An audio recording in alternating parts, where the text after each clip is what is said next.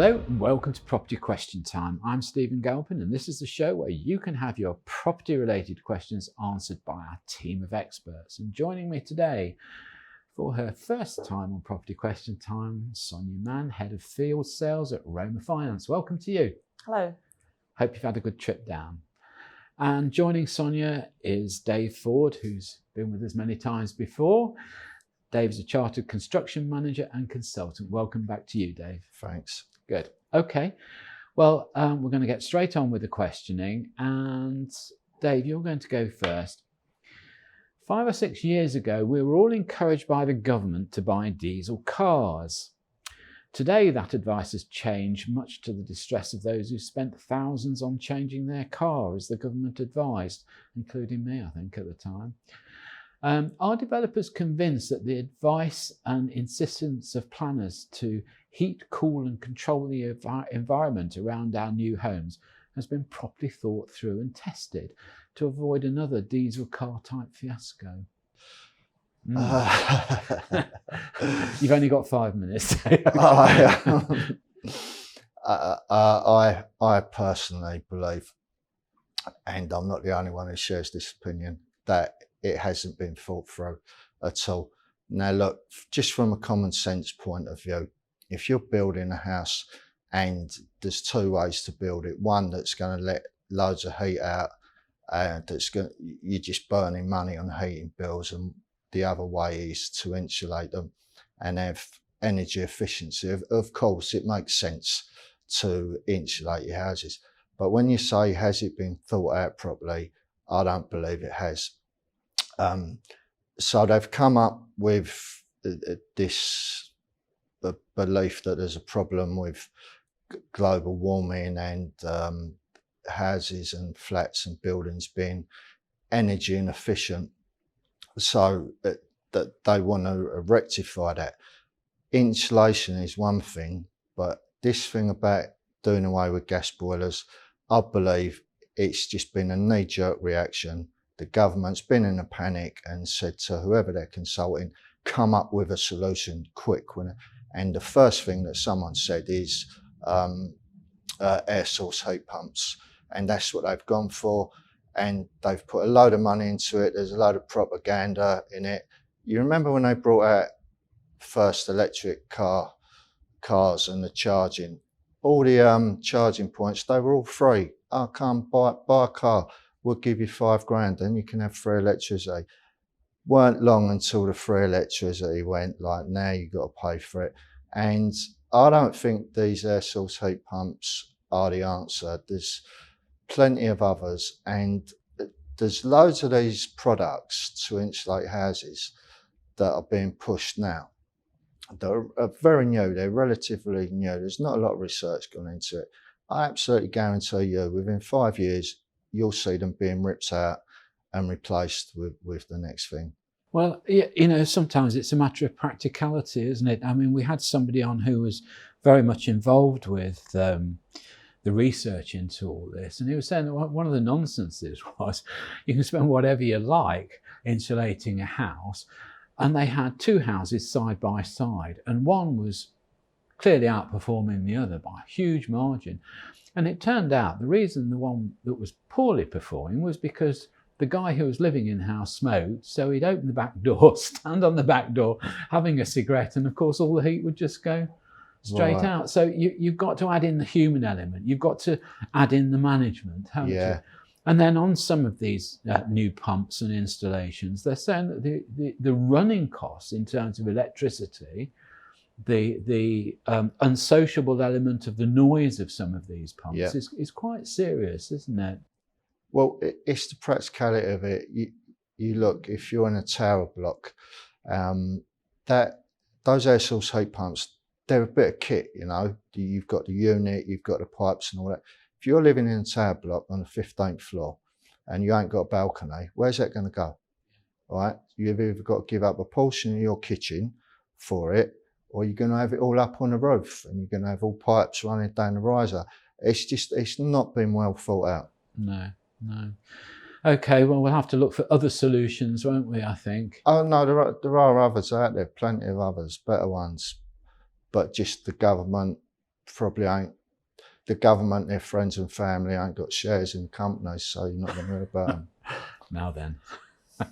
Okay. All right, Dave, thank you for that. Sonia, your first question.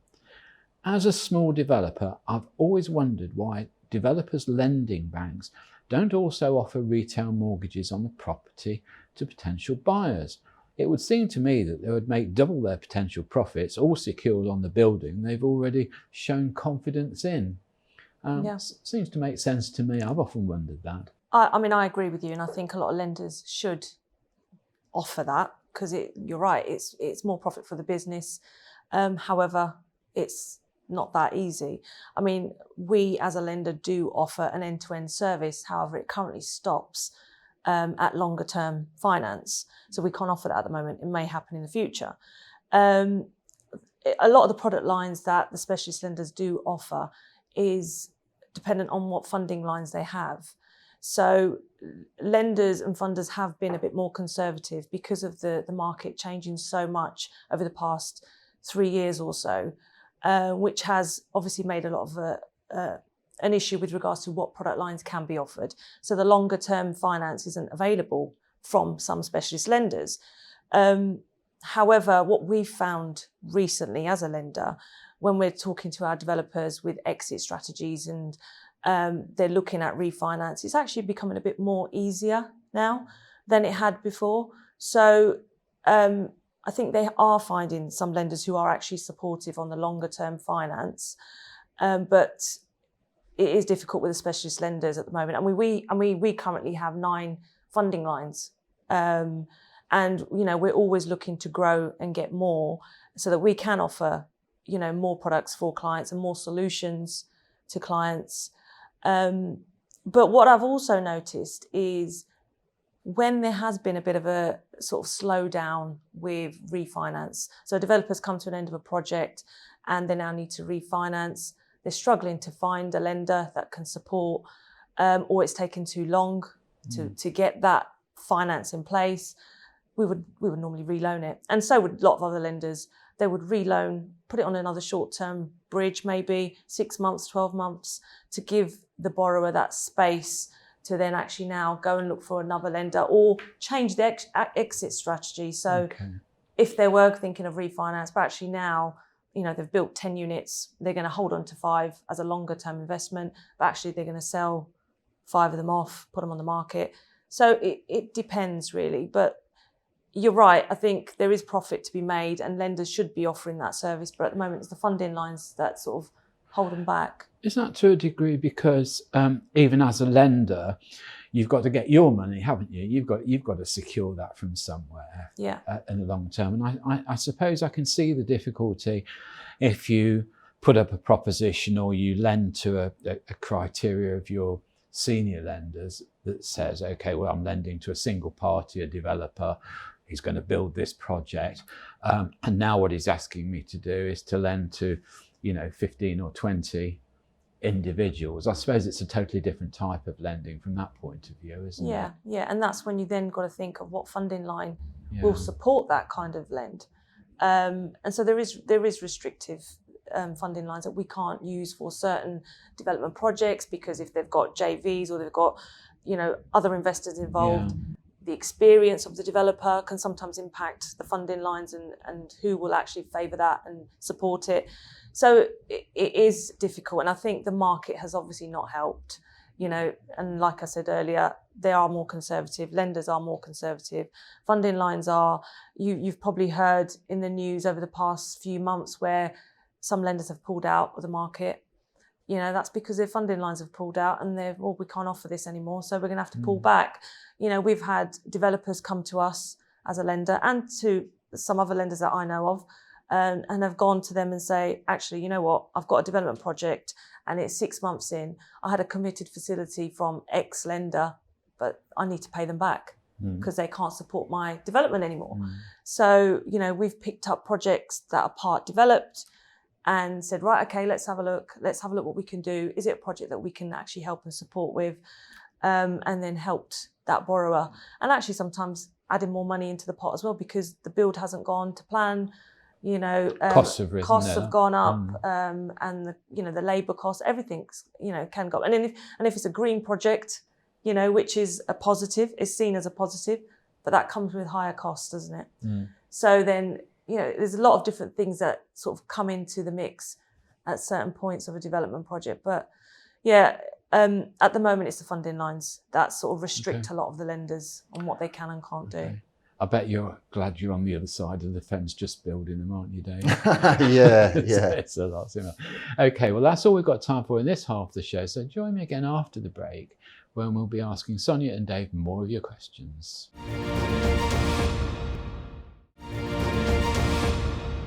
Hello and welcome back to part 2 of Property Question Time. I'm joined by Dave Forde and Sonia Mann, and we're going to ask Dave his second question. Do the developers on the panel think that any new home development of perhaps 10 houses or more should be required to fit a community wind turbine, which, although due to weather conditions could fall a little short of complete power provision, could go a long way towards providing it? No. Right. I need a bit more than that. I think that's an absolutely terrible idea, because for a start, it's going to push the price of those houses up. All it is, it's another tax. And I would say, whoever wrote in, without question, stop giving these people ideas, right? The people who provide power is the national grid. Let them pay for it. You know what I mean? Why do you want us to pay for their infrastructure? And don't think that electricity bills will come down, because they've got them sky high at the moment and everyone's paying them. They have no reason to bring them down. So we're trying to alleviate the housing crisis. We're trying to encourage more building. If the developer has to contribute to the cost of that, that's just going to be spread amongst the cost of the houses, which will make them less desirable, So I'm dead against it when I hear stuff like that. And these wind turbines aren't all they're cracked up to be as well. Personally, I think they look horrible.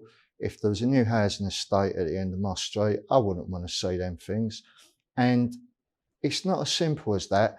Let's build a new development and stick a wind turbine up. The network provider might not have the capacity to do it. They might say, sure, we'll put one in. The earliest date we've got is 3 years' time. And then what will happen, once everyone in this new development has paid towards it, some bright spark will come up with the idea and go, yeah, look, we've already got 12 million flats and houses in this country, but they haven't contributed towards wind turbines. Let's make them pay. Let's bring out another tax for them. 10 grand. Brilliant. Stop it. All this stuff. No, the answer is no. I mean, Dave, a couple of things. What do these wind turbines cost? How much does it cost to have one? Listen, you're looking in the hundreds of thousands, if not millions, per one. Then you got the cost and the maintenance. They're not. You can't recycle them. People have got to understand that. When it's finished its lifespan, it's going in a hole in the ground. So they're not environmentally friendly. They cause massive devastation to the birds, and a lot of the time they don't work. But, the national grids say that they're going to have difficulty coping with demand over the next few years. So what's the answer? I really don't know. Carry on using fossil fuels. That's the answer. If we want to go to net zero, we would have to my background's electrical engineering. We would have to upgrade the grid by 400%. So every single pylon you see now will either have to be 4 times bigger, or it'll have to be an additional 3. Every single cable buried in the ground will have to be dug up, and one 4 times bigger will have to go in if we try to go to renewables. So I don't know what the answer is, but it definitely not forcing developers to provide wind turbines is not a good idea. So going on from that, you'd support the government's new issuance of new licences for oil exploration in the North Sea, etc. Hold on, don't bring me into supporting the government. That's not what I'm here for. hydrogen is the way forward, I think. Don't forget, whatever resources and money we're intending on spending on renewables in this country, the whole world is doing that. And where we need to get all these minerals from, and that comes from Africa, it's absolutely devastating for the environment. A lot of the money goes towards corruption. It funds these armed groups, child slaves mine it. It's absolutely terrible. I think keep using fossil fuels. Use renewables by all means if we can in the meantime, if it's going to help. But from the research I've done, hydrogen is the way forward if you want to move from fossil And fuels. what about sort of natural solutions? I mean, you know, if you have a restaurant nearby, it has lots of charcoal filters, doesn't it, to stop the cooking smells going out into the surrounding areas and things. Aren't the ways you can sort of filter the carbon that comes out of these things as they're being burned? I'm sure there's lots of things you can do. Is it cost effective? But quickly change the subject. I was talking to a developer recently, and he makes former modular houses with solar panels and batteries, and they're 100% energy efficient. So you won't need anything coming in from the national grid. In fact, you'll be feeding back into the grid. Stuff like that is the way forward. But again, when I talk about batteries, and I've explained where it all comes from, you know. But no, going back to the original question, I really don't think we need more taxes and more cost. It just filters down to the people buying them. Well, the government was saying the other day they're spending billions of pounds on research of having floating solar panels in space, which of course are directly in line for sunlight and then beaming down the energy provided. But when the particular minister was asked beaming down to what, he said, oh, well, we haven't quite got there yet. So, exactly. I mean, a lot of these things are so far away, aren't they? Yeah, they all sound good until it comes down to the reality of it. And the bottom line is you have to ask people, do you want to pay for this? In a cost of living crisis with rampant inflation, and perhaps we're in a recession or anything, just ask the average person straight, do you want to pay for this? I think the answer would be no. I think that's probably right. Do you want to pay for it, Sonia? No. Right. No. I hope you're terribly green at home, are you? Try to Yeah. as much as you can, and we do the recycling, and you teach your children on how to do certain things to make things better. But yeah, I think there's still a lot more to do. But costs like that are just, you question it. Like you said, is it recyclable? No, it's not. What's the long-term impact? What's going to happen? So you've got to take all that into account. I mean, there are a lot of fancy schemes about, but I just have this feeling if everybody just did a little bit, it'd make a big difference. Yeah, it? definitely. Okay, Sonia, your question. I'm currently looking at my first development of 24 apartments. I have it in my mind to keep perhaps 6 of the properties as a buy-to-let investment. How would I present this proposition to a funder? Would I simply put it on as an add-on to my development funding request, or should I wait and try and get a separate funding for the buy-to-lets at the end of the construction?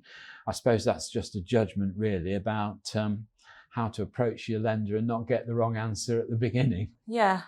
So all lenders, or specialist lender space, especially in the short-term borrowing for developments, would want to know what your intended exit strategy is. That's not always clear, and it never is, and it's normally speculative. But it's nice to know of what the plan is.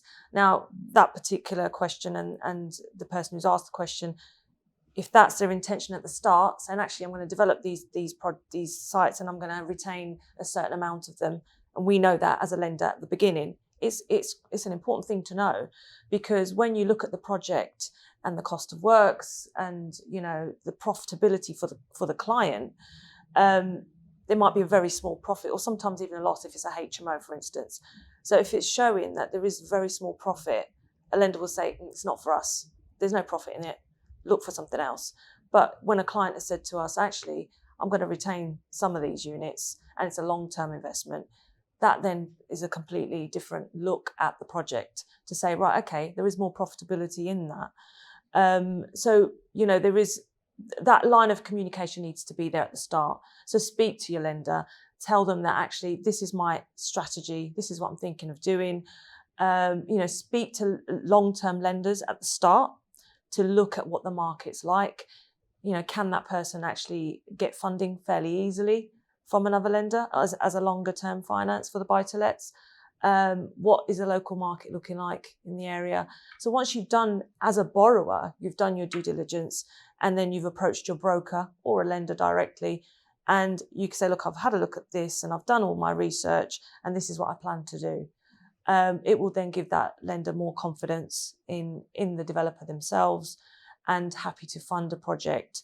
There's no problem with somebody wanting to hold a certain number of units and sell. Are you happier to hear it all up front? Yeah. Yeah. Yeah, of course. I mean, I've got lots of developer friends who you'd spend the next 6 weeks trying to guess what their strategy was, and they're very good. They're very good at telling funders what they want to hear. Yeah. But to me, it would make sense to, if you know what the absolute strategy is, there's a plan there, sensible plan, fits with the market conditions, then it's got to be good news, hasn't it? Yeah. I think that's definitely correct. You have to be transparent. That's the best way, especially like you said, in market conditions as they are. You have to be transparent for for yourself to make sure that the project is going to be profitable. We normally suggest like a 90-day rule to suggest to the client that within 90 days of your project ending, have your exit ready. So at that point, you should have everything ready to redeem the development funding. Sure. Don't leave it to the last minute, because that's when you're going to be paying extra charges, for instance, with some specialist lenders, which is literally going to make your project into a loss. So if you be transparent at the beginning, look at all your options, because at the end of the day, we want developers to be successful. We want their projects to make them money. Sure. Be transparent. It's funny, isn't it? You just hit the nail on the head there. Time is the one thing that most developers forget about and don't calculate in. Dave will know because he's a project manager. So time is your Bible, really, isn't it? But a lot of developers just ignore the time factor and, as you say, get in trouble at the end and get hit with all sorts of penalties and spend the next 6 months moaning about it. But there we are. Okay, well, look, I'm going to say a big thank you to Sonia Mann, Head of Field Sales at Roma Finance. Thank you for coming in. Thank you for your answers and your advice. Dave Forde, Chartered Construction Manager, thank you very much for coming in again. Good to see you. Thank you. So there we are. There's the answers to your questions. Thank you for watching. I'm Stephen Galpin. Join me again next time on Property Question Time.